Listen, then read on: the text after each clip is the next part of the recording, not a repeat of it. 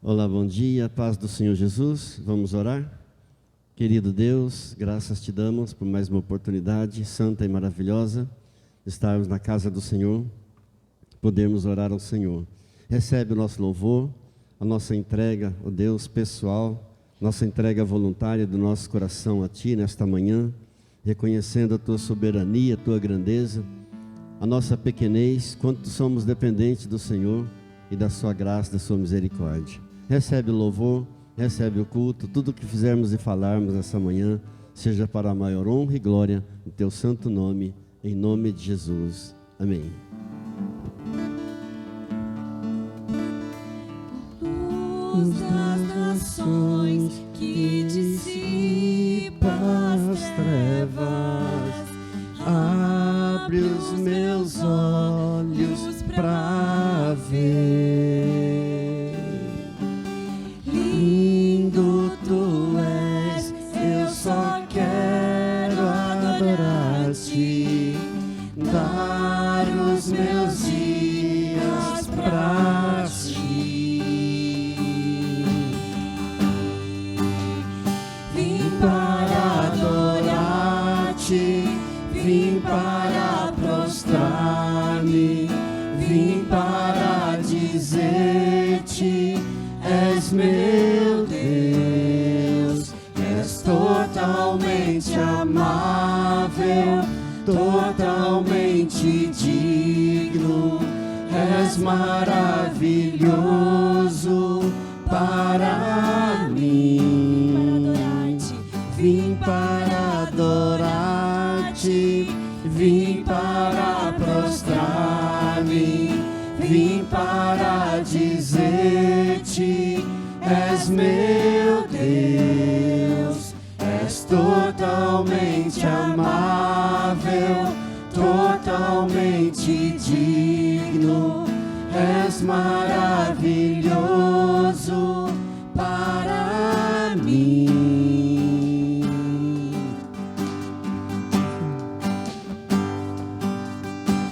Rei sobre todos, tu és exaltado, entronizado nos céus.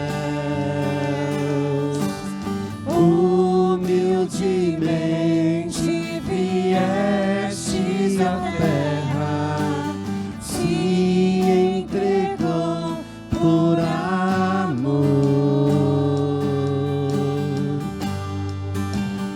Vim para adorar-te, vim para prostrar-me, vim para dizer-te: és meu Deus, és totalmente amável, totalmente digno, és maravilhoso para mim. Vim para adorar-te, vim para prostrar-me, vim para dizer-te: és meu Deus, és totalmente amável, totalmente digno, és maravilhoso para mim.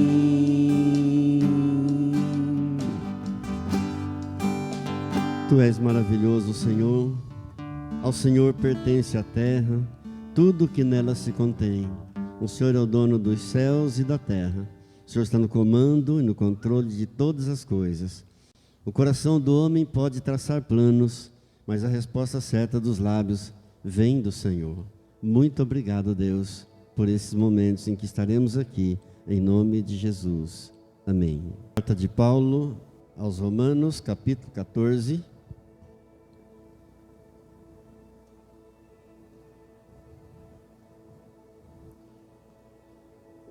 Começando no verso 1. Acolhei ao que é débil na fé, não porém para discutir opiniões. Um crê que de tudo pode comer, mas o débil come legumes. Quem come, não despreze o que não come. O que não come, não julgue o que come, porque Deus o acolheu. Quem és tu que julgas o servo alheio? Para o seu próprio Senhor está em pé ou cai, mas estará em pé, porque o Senhor é poderoso para o suster. Um faz diferença entre dia e dia, outro julga iguais todos os dias. Cada um tenha opinião bem definida em sua própria mente. Quem distingue entre dia e dia, para o Senhor o faz. E quem come, para o Senhor come, porque dá graças a Deus. E quem não come, para o Senhor não come, e dá graças a Deus. Porque nenhum de nós vive para si mesmo, e nem morre para si. Querido Deus, querido Pai, graças por Tua palavra, graças por esses momentos que o Senhor preparou para nós estarmos aqui. Senhor, me ajude a pregar a Tua palavra nesse momento, sem distorcer nenhum ponto, nenhum tio, nenhuma vírgula da Tua palavra. E que eu fale somente aquilo que o Senhor queira que eu fale. E que tudo seja para a glória e honra do Teu santo nome, em nome de Jesus. Amém. Bem, hoje é o segundo domingo de dezembro. E em todo segundo domingo de dezembro nós celebramos, nós evangélicos, celebramos o dia da Bíblia. Então hoje comemora-se em todo o Brasil o dia da Bíblia. Estamos nos aproximando também do Natal. E sempre que nos aproximamos do Natal, surgem muitos questionamentos, muitas dúvidas, muitas perguntas em relação à comemoração do Natal. Eu quero então abordar dentro do tempo que me é concedido esses dois temas, falar um pouco sobre as comemorações do Natal e encerraremos refletindo sobre a Bíblia. Em primeiro lugar, nós devemos celebrar o nascimento do Senhor Jesus todos os dias da nossa vida. Ou pelo menos deveríamos comemorar, celebrar o nascimento do Senhor Jesus todos os dias. Quando você acorda a cada manhã, é como se você nascesse de novo. Enquanto você está dormindo, você está lá, inconsciente, sonhando, dormindo, descansando. E quando você acorda, então, é como se você nascesse novamente pela graça de Deus. E o que é que nós fazemos quando nós acordamos? Nós oramos ao Senhor Jesus, dizendo: Senhor, obrigado por mais um dia, por teres acordado, por teres me dado mais uma oportunidade. Ou seja, você está ao mesmo tempo também celebrando o Senhor Jesus. Assim, isto é Natal. O mundo celebra no dia 25 de dezembro.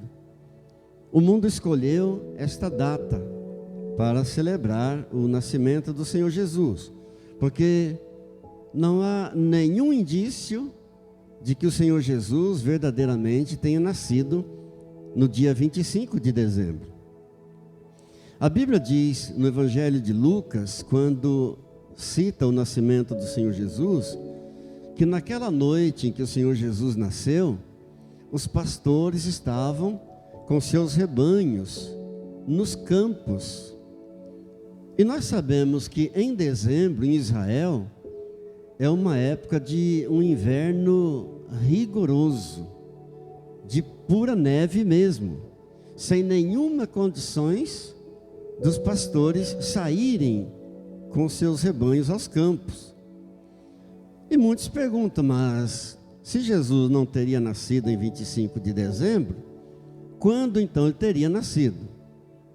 Na verdade, ninguém sabe ao certo, os teólogos acreditam que o Senhor Jesus tenha nascido no começo da primavera, época das colheitas, mas a verdade é que as perguntas mais frequentes que são feitas em relação à comemoração do Natal são as seguintes: é pecado comemorar o Natal?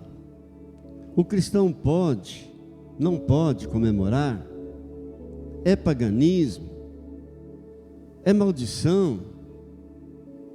Amados, muitos cristãos que comemoravam o Natal, celebravam com regularidade, deixaram de fazer isso e sentem uma certa tristeza por não celebrar mais o Natal. Muitos debatem, muitos criticam, há muita falta de informações. Perguntaram certa vez a um pastor: pastor, o senhor celebra o aniversário da igreja todos os anos? E o pastor disse: sim, nós comemoramos todos os anos o aniversário da igreja. E o irmão perguntou: mas onde está na Bíblia que deve-se comemorar o aniversário da igreja? E o pastor, com muita sabedoria respondendo, disse com outra pergunta: e onde está na Bíblia que não se deve comemorar o aniversário da igreja? Isso é válido também para o Natal. Que a origem do Natal tem paganismo, nós sabemos disso. A origem do Natal foi cheia de paganismo. Agora, na Escandinávia, que é uma região geográfica, uma região muito histórica, que compreende vários países da Europa, povos escandinavos antigos cultuavam seus deuses falsos, levando oferendas, colocando nos pés das árvores de carvalho.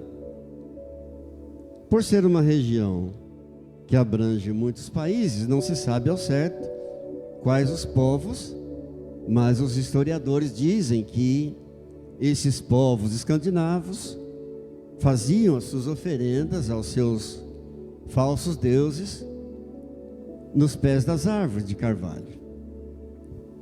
Eles então foram se convertendo, e à medida que eles iam se convertendo, sorrateiramente, sutilmente, trouxeram para dentro da igreja a prática de uma árvore enfeitada, uma árvore toda colorida.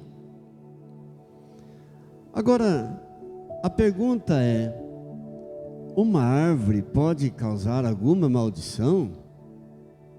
Ora, se uma simples árvore enfeitada causar maldição, nós poderíamos dizer para a pessoa assim: então o teu Deus é muito fraco. Se você acha que uma simples árvore enfeitada pode trazer maldição, causar algum mal para você, então o teu Deus está muito pequeno. Afinal, quem criou todas as árvores? Foi Deus? De quem são todas as árvores? São de Deus. Claro que o Natal para nós cristãos não tem nada a ver com a figura de Papai Noel. O Natal para nós cristãos é Jesus Cristo, o centro da celebração. Todo o nosso ser no Natal se volta para a pessoa bendita e maravilhosa de nosso Senhor e Salvador Cristo Jesus. Então, pastor, pode a árvore, pode as guirlandas, pode isso, pode aquilo? Depende. Se a centralização da tua comemoração, se o centro da tua celebração é Jesus Cristo, então nenhum mal te atingirá e nenhum flagelo chegará à tua casa. Glórias a Deus, glórias a Deus. Se você celebra o Natal centralizando Jesus, nenhum mal te atingirá. Você está com o Senhor dos Senhores, você está com o Rei dos Reis, você está com aquele que não dorme, nem dormita, nem descansa, o guarda de Israel. É Ele que guarda a tua saída, Ele guarda a tua entrada, Ele te protege, Ele te livra de todo mal. Quantos cristãos fiéis que têm nas suas casas familiares não convertidos e conservam lá os seus altares aos seus falsos deuses. E o cristão fiel tem que conviver com aquelas imagens, com aqueles altarezinhos, com aqueles ídolos dentro de sua casa, porque o seu familiar ainda não se converteu a Cristo Jesus. E o apóstolo Paulo nos diz que o ídolo não é nada. Em 1 Coríntios, no capítulo 8, no verso 4, a Bíblia diz assim: o ídolo de si mesmo nada é no mundo, e que não há senão um só Deus. Então a Bíblia diz que o ídolo não é nada, não serve de nada, não presta para nada, a não ser para dar trabalho para o seu dono, para limpar a poeira dele. Só isso.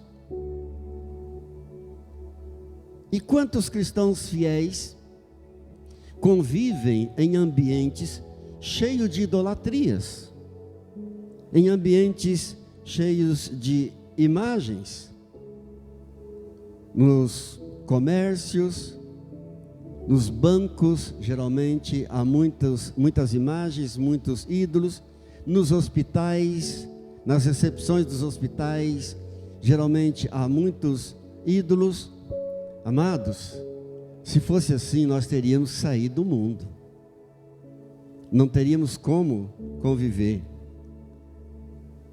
O Natal, na verdade, ele é uma grande oportunidade para se falar de Jesus. E se você não falar de Jesus no Natal, vai sobrar quem? Vai sobrar o Papai Noel. É uma oportunidade tremenda que Deus nos dá. Porque no Natal, as pessoas sempre estão mais sensíveis, mais abertas ao Evangelho, os corações mais abertos ao Evangelho, e você vai perder a oportunidade. De repente a pessoa está lá, comemorando o seu Natal, com o seu Papai Noel, e por causa disso, nós vamos fechar a porta para ele, e deixar de falar de Jesus? Não. No Natal, o mundo inteiro fala de Jesus. E por que é que nós não vamos falar? O mundo todo está falando de Jesus. Um pastor conhecido viajou no Natal para um país muçulmano. E lá, para surpresa dele, estava no elevador e se deparou com um muçulmano que olhou para ele e disse: Merry Christmas. E ele pensou: puxa, um muçulmano desejando Feliz Natal. Ou seja, lembrando de Jesus, falando de Jesus. Você celebra o Natal? A Bíblia nem ordena que se celebre e nem condena. O Natal, o ímpio está mais receptivo, está mais aberto.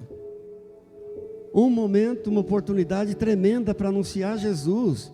E muitas vezes nós fechamos a porta por causa de algo que não nos faria mal nenhum.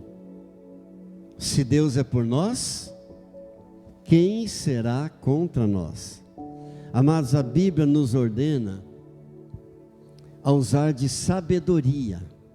Lá em Efésios, no capítulo 3, no verso 10, a Bíblia diz assim: para que pela igreja a multiforme sabedoria de Deus se torne conhecida.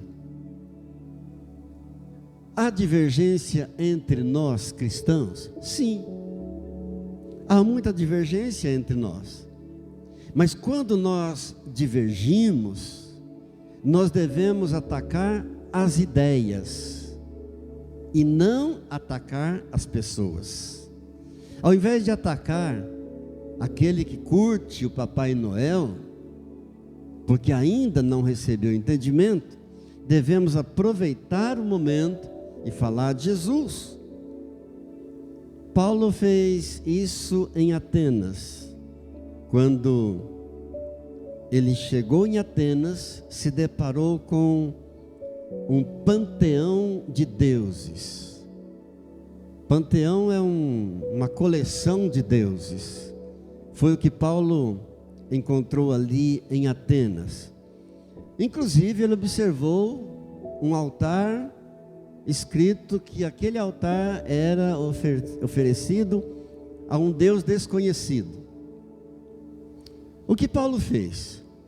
Ao invés de afrontar as pessoas por aquilo, ao invés de acusar, ele aproveitou aquela oportunidade e disse para eles: irmãos atenienses, eu estou observando que vocês são muito religiosos e vejo que vocês até têm um altar a um Deus desconhecido. Então quero dizer para vocês que justamente sobre esse Deus desconhecido é que eu quero falar para vocês dele. Ou seja, ele aproveitou o gancho.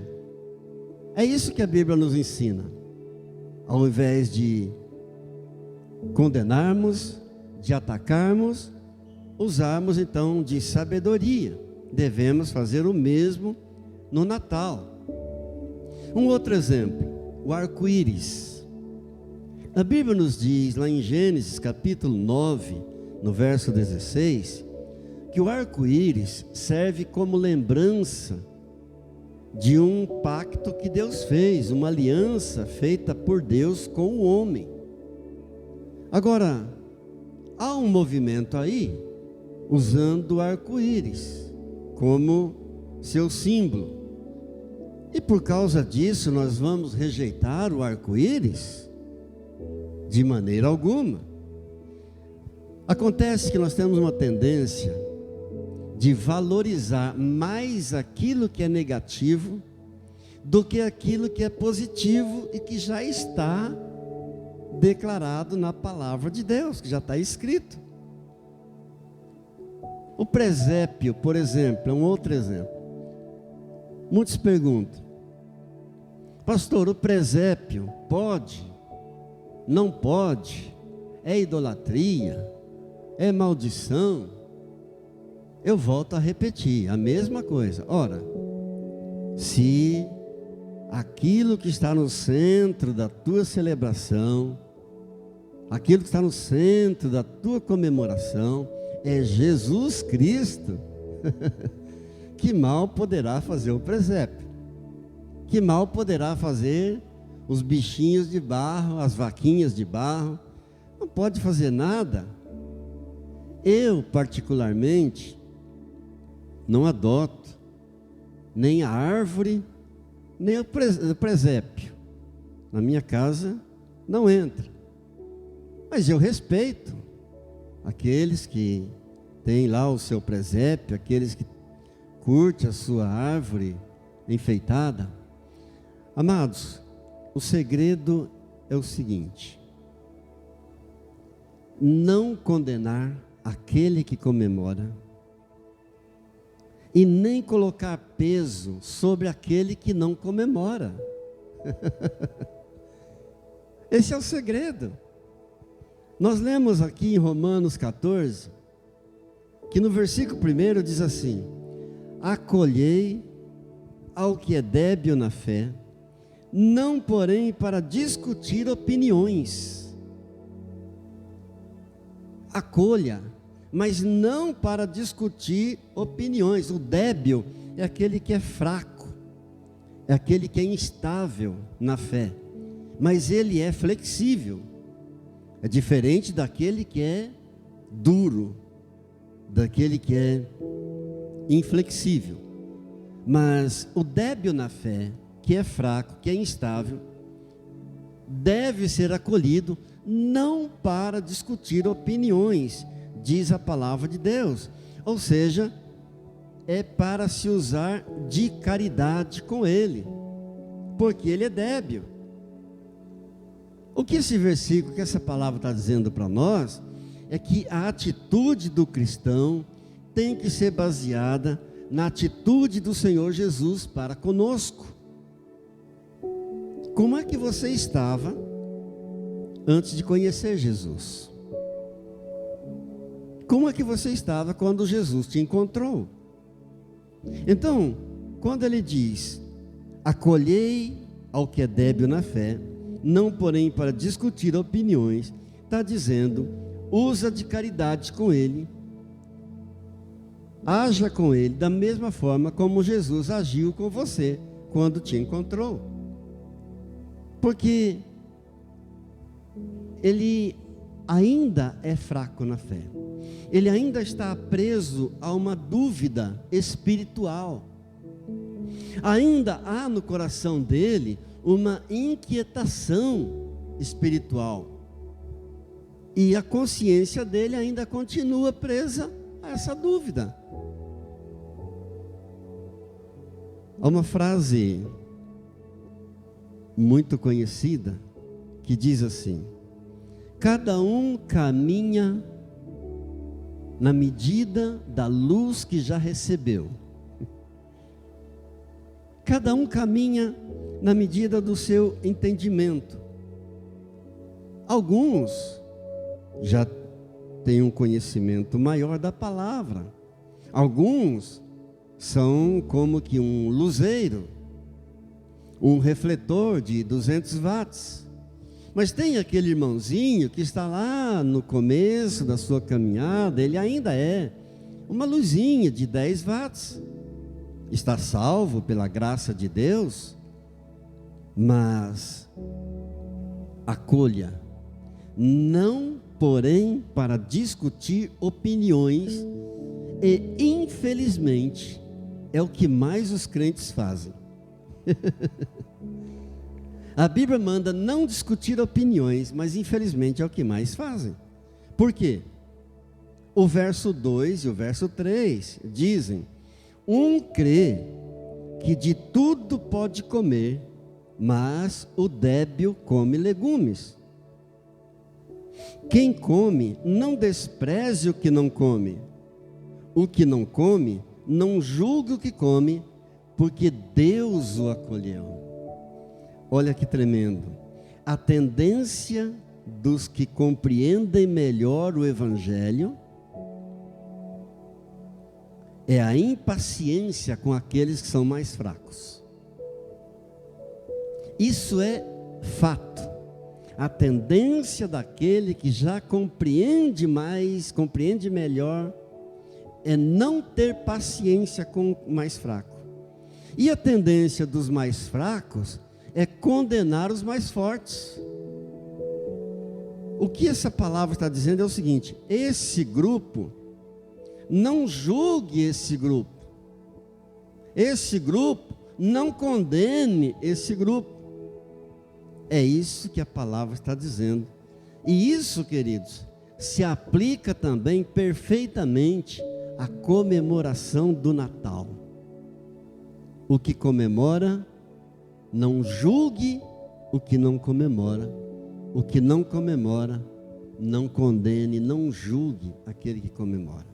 Aí no verso 4 ele diz assim: quem és tu que julgas o servo alheio? Para o seu senhor está em pé ou cai, mas estará em pé, porque o Senhor é poderoso para o suster. Em outras palavras, Deus não nos constituiu juízes. Tiago 4, versículo 12, diz para nós a palavra de Deus: um só é legislador e juiz, aquele que pode salvar e fazer perecer. Tu, porém, quem és que julga o próximo? Amém. E no verso 5, você leu comigo, diz que um faz diferença entre dia e dia, e outro julga iguais todos os dias. Cada um tenha opinião bem definida em sua própria mente. O que está dizendo com isso? No calendário judaico, há também um padrão de dias que são considerados santos. Há um padrão de dias sagrados, assim como no nosso calendário também. No calendário judaico tem lá, por exemplo, o dia do Yom Kippur, que é o dia do perdão, um dos dias mais sagrados do calendário judaico. Os dias das festas judaicas são considerados sagrados. O dia do Chanukah é o evento da festa das luzes, um dia sagrado, um dia santo para os judeus. O Shabat. Então, quando a palavra está dizendo, um faz diferença entre dia, outro julga iguais todos os dias. Cada um tenha opinião bem definida em sua própria mente. Ou seja, cada um não julgue aquele que considera que faz distinção entre um dia e outro dia, e aquele que julga igual todos os dias. No verso 6 e 7, os últimos versos que nós lemos, diz assim a palavra: quem distingue entre dia e dia, para o Senhor faz. Então aquele que faz separação de um dia e outro dia, ele está fazendo isso para o Senhor. Depois continua: quem come, para o Senhor come, porque dá graças a Deus. E quem não come, para o Senhor não come, e também dá graças a Deus. Verso 7: porque nenhum de nós vive para si mesmo, e nem morre para si mesmo. Ou seja, um crê que pode comer de tudo, outro come só legumes. Um faz caso de dias, outro não faz caso de dias, julga todos os dias iguais. Aqui há um apelo muito forte para as coisas essenciais, para que nós nos voltemos para as coisas que são essenciais, porque todas essas outras coisas são secundárias. A Bíblia chama a nossa atenção para as coisas que são primárias, essenciais, para aquilo que era compartilhado pelos dois grupos. Isso sim deve chamar a nossa atenção. Ou seja, o desejo de ambos os grupos em agradar o Senhor. O que come, come para o Senhor, porque dá graças a Deus. O que não come, também come para o Senhor. O que julga, o que faz diferença entre dias e dias, faz isso para o Senhor, ele está buscando agradar o Senhor. O que não faz diferença, o que julga os dias todos iguais, também faz para o Senhor, porque todos são do Senhor. Então é isso que a Bíblia chama a nossa atenção, que esse grupo não julgue esse grupo não condene esse, mas devemos olhar para aquilo que nos une, para aquilo que os dois grupos compartilham, das coisas essenciais, das coisas primárias, e não das coisas que são secundárias. Para nós, o que comemora o Natal, ele está comemorando para o Senhor. ele faz para o Senhor. O desejo dele é agradar o Senhor. Aquele que não celebra, aquele que não comemora, ele não comemora para o Senhor. O desejo do coração dele é agradar o Senhor. Amados, o fato de que pessoas de ambos os grupos pertencem ao Senhor Jesus, isso traz uma compreensão entre as pequenas diferenças. Amém? Se nós olharmos, se nós entendermos bem claramente isso, que esse fato dos dois pertencerem ao Senhor, isso traz um entendimento, isso faz a gente deixar as coisas secundárias para lá, as coisas que são irrelevantes, as pequenas diferenças, elas não vão afetar os relacionamentos. Muitas vezes são coisas tão pequenas, são pequenas diferenças e não são nocivas. Nós vamos brigar por causa dessas coisas? É isso que a palavra de Deus está dizendo para nós. São questões de alimentos, são questões de bebidas, são questões de vestimentas, de cabelo, se deve cortar, se não pode cortar. São questões de observância religiosa de dias, se devemos observar dias santos, dias sagrados, se não devemos observar. Tudo coisas secundárias. Que Deus nos ajude. Certa vez eu fui convidado a pregar numa igreja, numa outra igreja. Não preciso citar o nome, não vem ao caso. E eu sabia que naquela igreja os homens todos vão para o culto de terno e de gravata.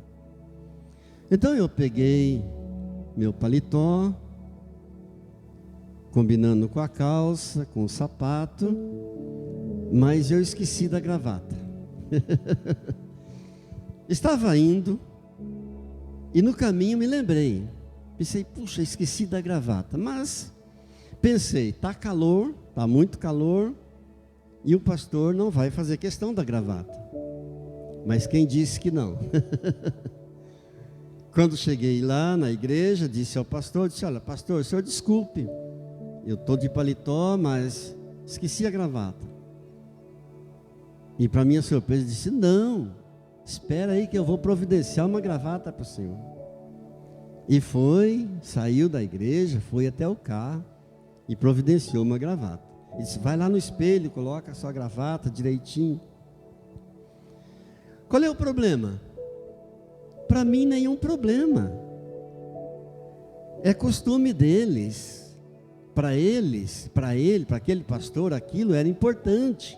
Ele faz questão. Se você entra num templo católico e quiser demonstrar, se você estiver de boné, entra num templo católico e você quiser demonstrar respeito, você tem que tirar o boné. Se você entra numa sinagoga e quiser demonstrar o respeito, você deve colocar o boné.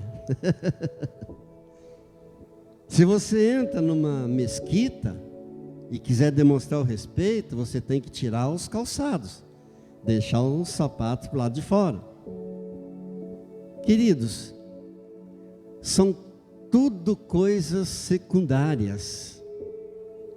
A Bíblia, ela nos dá liberdade para pensarmos diferentes, mas nos assuntos que são secundários.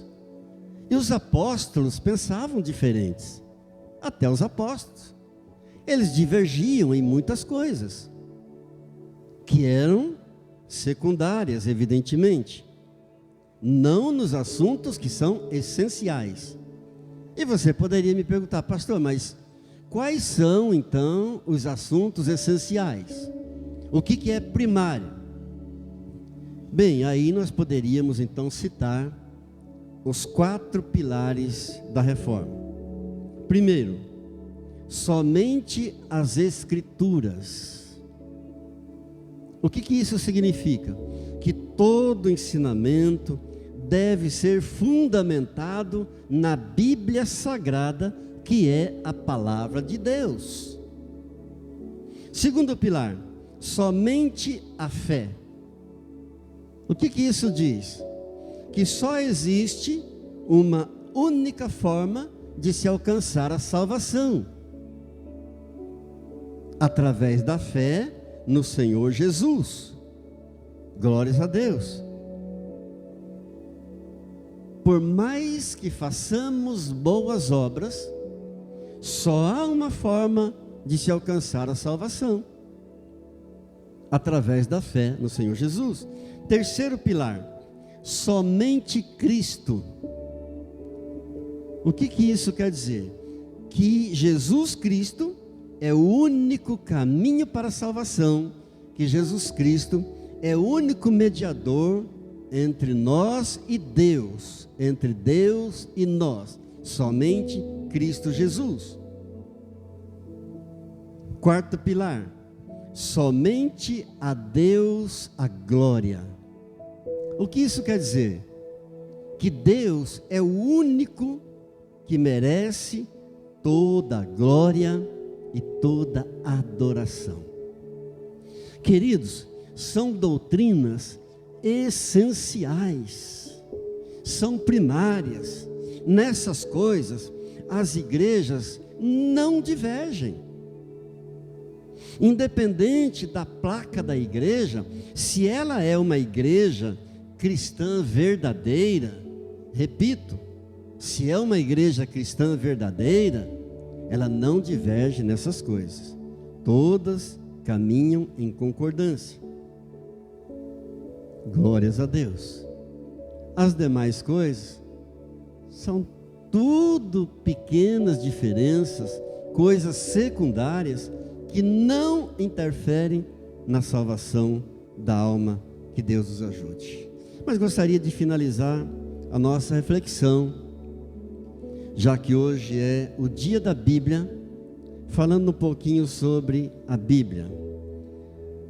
Amados, a Bíblia já nos alerta desde 2000 anos atrás que muitos falsos profetas tinham saído pelo mundo afora. A Bíblia nos alerta sobre os hereges, aqueles que deturpam a palavra de Deus, que distorcem a palavra de Deus. E nós precisamos tomar muito cuidado, muita atenção para essa questão. A Bíblia, nós sabemos que é o único livro que traz para nós todos os tipos de conhecimentos. Todos. Conhecimentos científicos, teológicos, pastor, até científicos, sim. A Bíblia fala da ciência também. Ela é tão atual que ela fala até da ciência, ensina a respeito da ciência. E um teólogo brasileiro, um pastor renomado, infelizmente, fez uma declaração recente, muito polêmica. Um grande líder de uma grande igreja, não preciso citar o nome, mas ele disse que a Bíblia precisa ser atualizada. E essa declaração, ela repercutiu muito no Brasil inteiro e fora do Brasil também. Amados, quando a Bíblia diz em Gênesis capítulo 1, no versículo 3, que Deus fez a luz, e no versículo 16, que Deus fez o sol, a Bíblia é tão atual, ela está falando da ciência, O apóstolo Paulo, escrevendo aos Coríntios na primeira carta, no capítulo 15, no verso 48, diz assim: assim como foi o primeiro homem terreno, tais são também os demais homens terrenos.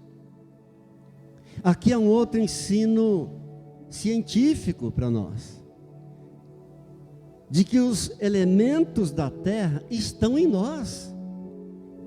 Assim como foi o primeiro homem terreno, está falando de Adão, também são os demais homens terrenos, está falando de nós.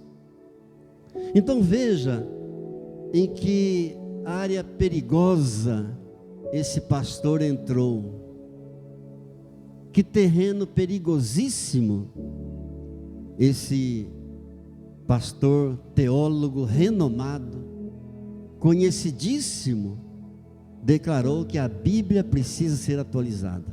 E o pior, quando ele foi confrontado por sua liderança, ao invés de reconhecer o seu erro, não, ele ratificou a sua fala. E disse: não, eu vou continuar pastoreando e pregando a Bíblia. Ora, se a Bíblia precisa ser atualizada, por que vai continuar pregando? Aqui está uma afirmação científica. Os elementos da terra estão no homem. A Bíblia é tão atual que é o único livro que fala do passado, do presente e do futuro. Qual outro livro nos fala do passado, do presente e do futuro? E esses homens hereges, a Bíblia já nos alertava a respeito deles há 2000 anos atrás. O apóstolo Paulo, em 2 aos Coríntios, no capítulo 2, no verso 17, fala dos mercadejantes da palavra de Deus, aqueles que por causa do dinheiro fariam qualquer coisa, inclusive deturpando a palavra sagrada, imutável de Deus. Ainda em 2 aos Coríntios, no capítulo 4, no verso 2, a Bíblia fala dos que adulteram a palavra de Deus, dos falsificadores, aqueles que falsificam, que mudam, que adulteram a inerrante palavra de Deus. Em 1 Timóteo, capítulo 4, verso 1, a Bíblia fala dos espíritos enganadores e de doutrinas de demônios. Queridos, doutrinas de demônios, fala de deturpação da palavra de Deus. Muita cautela, muito cuidado. Lamentavelmente, antigamente, quando alguém se convertia, a gente podia dizer para ele assim: olha, vai para a tua casa, procure uma igreja mais próxima da tua casa. Lamentavelmente, hoje, quando alguém se converte, nós precisamos dizer: olha, vai para a tua casa e procure uma igreja mais perto da Bíblia. Que Deus tenha misericórdia. São os últimos dias. Espíritos enganadores, doutrina de demônios, é aquilo que parece que é a Bíblia, mas não é. Parece que é crente, mas não é. Parece que é igreja, mas não é igreja. Parece que é pastor, mas não é pastor. Que Deus nos ajude. Mateus, o Senhor Jesus diz no capítulo 24, no verso 37, assim como foi nos dias de Noé, assim será também nos dias da volta do Filho do Homem. Está falando que é da depravação moral dos nossos dias. A mesma depravação moral dos dias de Noé será nos dias da volta do Filho de Deus. A única coisa que mudou foi a tecnologia que entrou, mas a natureza humana continua a mesma. Diga graças a Deus. Graças a Deus pela palavra que nos esclarece e nos livra dos enganos, dos erros. Amados, a Bíblia é tão atual que até mesmo o próprio Deus se submete a ela. Ouça bem o que diz o Salmo 138, versículo 2: pois magnificaste acima de tudo o teu nome e a tua palavra. O que significa magnificar? Magnificar significa engrandecer com louvor, enaltecer. Deus magnificou acima de tudo o nome dele e a palavra dele. Ela é tão verdadeira, ela é tão atual, ela é tão inerrante, que até o próprio Deus se submete à sua própria palavra. Diga graças a Deus. E para finalizar, a Bíblia vai continuar atual lá na eternidade. Ela não é atual apenas hoje, ela continuará atual na eternidade. Ouça bem o que diz o Salmo 119, verso 89.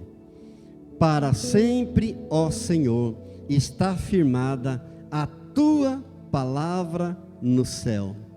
Para sempre, ó Senhor, está firmada a tua palavra no céu. Ou seja, ela vai transcender a era humana, entrar na eternidade desse jeito que ela é, atual, inerrante, viva, eficaz e mais penetrante do que qualquer espada de dois gumes. Que Deus nos ajude, que Deus nos ajude.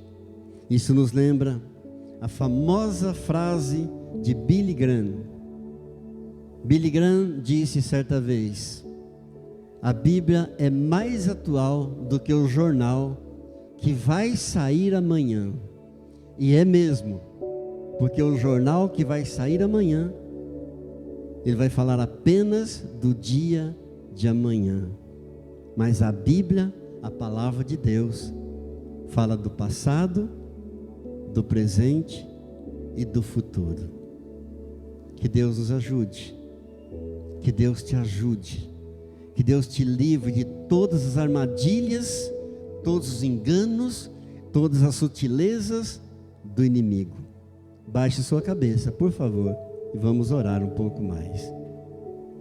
Querido Deus, querido Pai, graças por esse dia, o dia da Bíblia. Graças, ó Deus, por tua palavra santa, bendita e maravilhosa. A tua palavra é a verdade. Tua palavra é atualíssima. Sempre foi atual, é atual e permanecerá atual até mesmo na eternidade. Muito obrigado, Deus, por todo o discernimento que o Senhor tem dado. Seja exaltado, ó Deus, nesta manhã, pela Igreja Internacional da Família Cristã. Seja exaltado, ó Deus, por cada membro, por cada família, acima dos céus. E que em toda a terra, ó Deus, a tua glória esplenda, a tua glória sobressaia, a tua glória seja derramada, a tua glória seja vista. Ó Deus querido, exaltamos o teu nome, porque só o teu nome é excelso. A tua majestade está acima da terra e do céu. Tu és o dono dos céus e da terra. Tu és o dono de todas as coisas. Oh Deus querido, tributamos a ti nesta manhã toda a glória que te é devida e toda a adoração que te é devida ao teu nome que é santo, santo, santo, infinitamente santo. Te adoramos na beleza da tua santidade, ó Pai, Deus querido, em nome de Jesus, amém Amém. Glórias a Deus. Amém. Esse é o momento de nós adorarmos o Senhor com os nossos dízimos, com as nossas ofertas. Você que está aqui no templo pode fazer a sua entrega. Você em casa faz a sua transferência bancária, o seu depósito. E nós vamos orar como temos orado sistematicamente por cada dizimista fiel e por cada ofertante fiel. Vamos orar. Pai, eu te dou graça, Senhor, por cada um dos teus filhos, cada um dos teus servos que tem sido fiel ao Senhor nos seus dízimos, nas suas ofertas voluntárias, a oferta pessoal, sem constrangimento, ó Deus, reconhecendo ser esse um ato de louvor, de adoração também, de honra, de reconhecimento da tua soberania, da tua grandeza.